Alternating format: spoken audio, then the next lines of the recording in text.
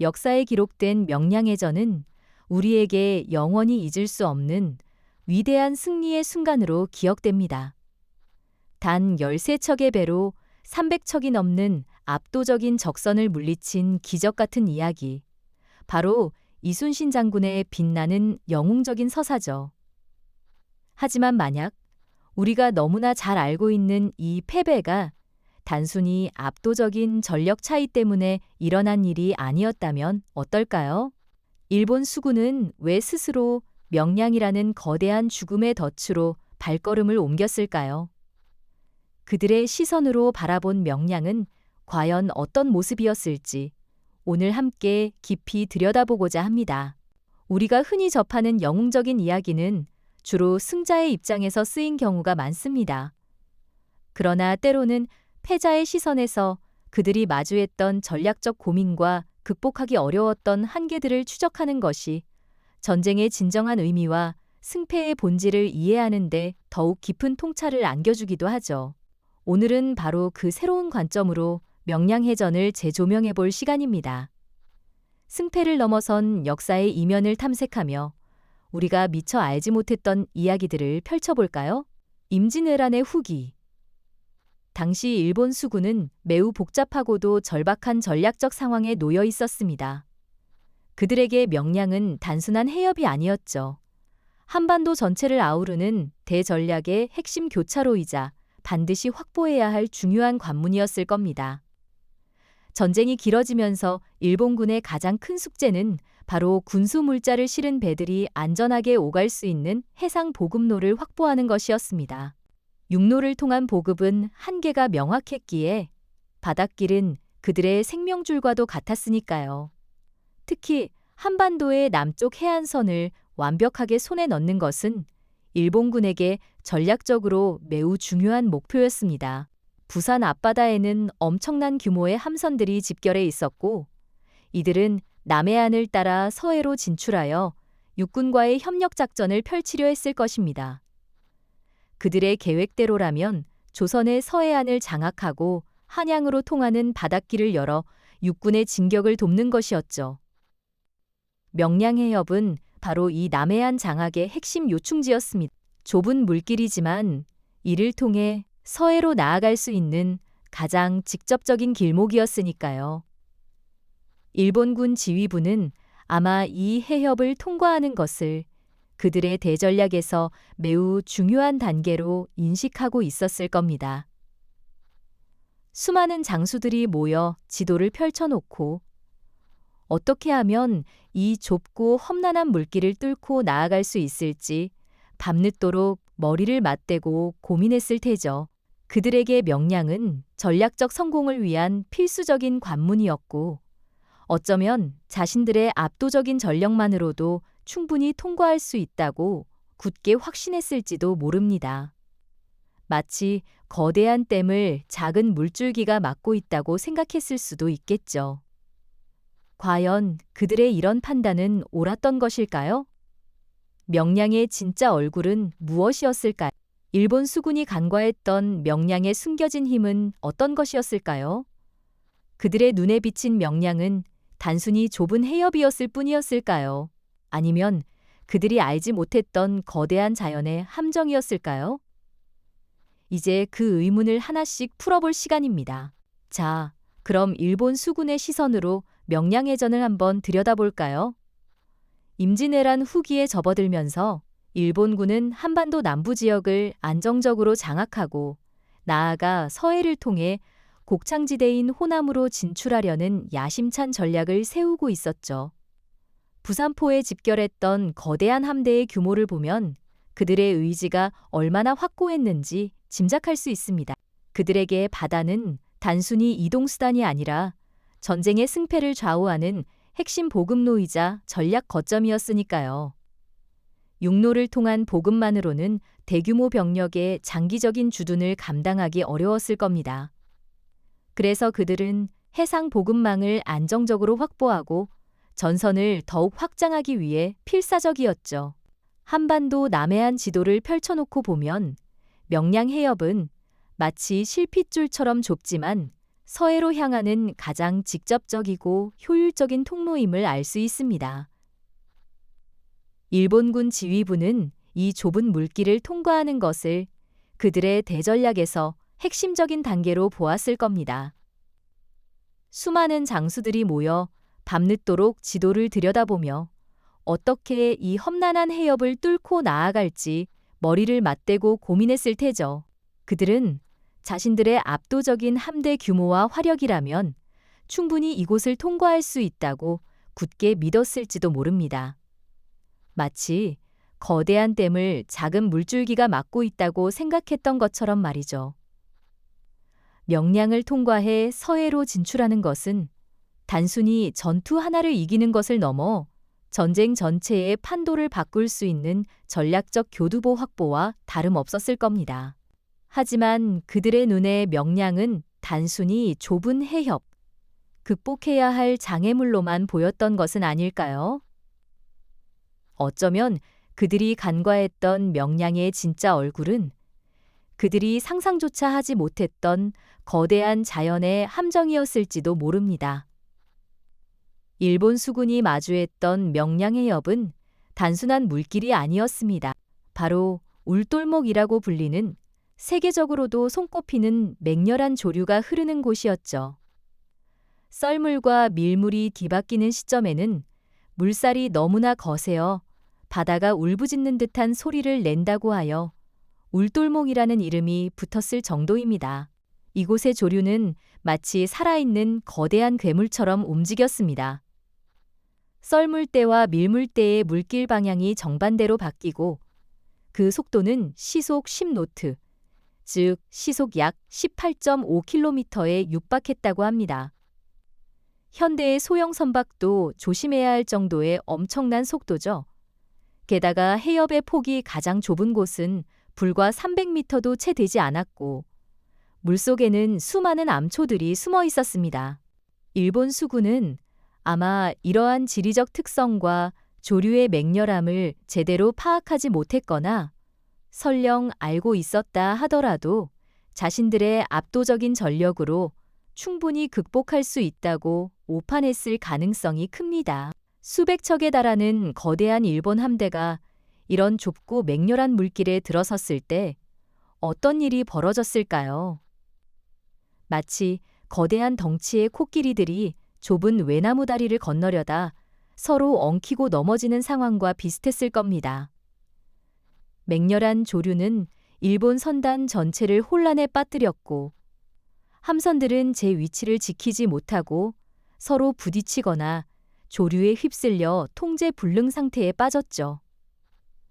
거친 물살이 만들어내는 거대한 회오리 속에서 일본군 지휘관들의 얼굴에는 당황스러움과 함께 공포가 서렸을 겁니다. 그들이 예상했던 것은 압도적인 힘으로 밀어붙이는 순조로운 진격이었겠지만 현실은 거대한 자연의 힘 앞에 무기력하게 갇힌 상황이었으니까요. 조선 수군은 바로 이러한 명량의 지형과 조류를 기가 막히게 활용하여 수적 열세를 극복하는 결정적인 전술적 우위를 점할 수 있었던 것이죠. 일본 수군이 간과했던 명량의 진짜 얼굴. 그것은 바로 예측 불가능한 자연의 거대한 힘이었던 것입니다. 하지만 일본 수군의 패배는 단순히 명량 해협의 맹렬한 물살과 지형에 대한 오판만으로 설명될 수 있는 문제가 아니었습니다. 거대한 자연의 힘 앞에 속수무책으로 당한 것도 뼈아픈 실책이었지만 그들의 패배 속에는 우리가 흔히 간과하기 쉬운 또 다른 결정적 요인이 숨어 있었죠. 바로 일본 연합수군의 뿌리 깊은 내부적 한계와 조직적 결함이 그것입니다. 여러분, 혹시 일본 수군이 명량에 집결했을 때 그들이 오직 한마음 한뜻으로 똘똘 뭉쳐 움직이는 하나의 거대한 조직이었다고 생각하시나요? 안타깝게도 현실은 전혀 달랐습니다. 당시 일본 수군은 도요토미 히데요시의 명령 아래 여러 영주들의 함대가 모여 이루어진 연합함대였습니다. 마치 각기 다른 색깔과 모양의 조각들이 임시로 붙여진 모자이크처럼 말이죠. 각 영주는 자신의 영지와 병력을 보존하고 전공을 세워야 한다는 강력한 이해관계를 가지고 있었습니다. 이 때문에 지휘 체계는 복잡하기 그지없었고 명령은 여러 단계를 거치며 왜곡되거나 제대로 전달되지 못하는 경우가 허다했습니다. 상상해 보세요. 총사령관이 아무리 강력한 명령을 내려도 그 명령이 각 영주의 함대에 도달하기까지 수많은 중간 지휘관의 해석과 판단을 거쳐야만 했습니다. 마치 물이 흐르다 여러 갈래로 나뉘어 버리듯 핵심 메시지가 희석되고 본래의 의도가 퇴색되어 버리는 일이 빈번했던 겁니다. 더군다나 각 영주들은 서로에 대한 불신과 경쟁 의식을 품고 있었습니다. 다른 영주의 배가 먼저 나서서 위험을 감수하는 동안 우리는 안전하게 뒤에서 상황을 지켜보자는 식의 심리가 팽배했던 것이죠. 전투가 한창일 때 누군가 용감하게 앞으로 나서서 적과 맞서 싸우면 다른 함선들은 그저 관망하며 자신의 병력을 아끼려 드는 모습이 자주 연출되었습니다. 이는 마치 축구 경기에서 각 선수들이 서로 패스하지 않고 자기만 골을 넣으려 하는 상황과 비슷했다고 할 수 있습니다. 팀 전체의 승리보다는 개인의 영달이 우선시되는 분위기. 그런 환경 속에서 과연 조직적인 대규모 작전이 제대로 이루어질 수 있었을까요? 명량해전 당시에도 이러한 내부적 갈등과 비효율성은 여실히 드러났습니다. 압도적인 수적 우세에도 불구하고 일본 수군의 후방 함대들은 전방에서 치열하게 싸우는 아군을 적극적으로 지원하지 않았습니다. 거친 물살과 암초 때문에 혼란에 빠진 상황에서 이들은 서로 돕기보다는 자신의 함선을 지키는 데 급급했. 심지어 어떤 함선들은 전투가 시작되자마자 안전한 곳으로 도피하려는 움직임을 보이기도 했습니다. 이는 조선 수군의 맹렬한 저항 때문이기도 했지만 근본적으로는 연합함대 내부의 결속력 부재와 지휘 체계의 혼란이 빚어낸 참담한 결과였습니다. 이순신 장군이 이끄는 조선 수군은 단 13척의 배로 330척에 달하는 일본 함대를 상대했습니다. 이러한 수적 열세를 극복할 수 있었던 비결은 단순히 장군의 뛰어난 지략과 병사들의 용맹함뿐만이 아니었습니다. 바로 조선 수군이 하나의 강력한 유기체처럼 움직였다는 점에 있었습니다. 일사불란한 지휘체계 아래 모든 함선이 장군의 명령에 따라 한치의 오차도 없이 움직였죠. 반면 일본 수군은 거대한 덩치만 키웠을 뿐 그 속은 텅 비어 있었던 셈입니다. 겉으로는 위용을 자랑했지만 내부는 각자의 이해관계로 찢겨진 오합지졸에 가까웠다는 이야기가 됩니다.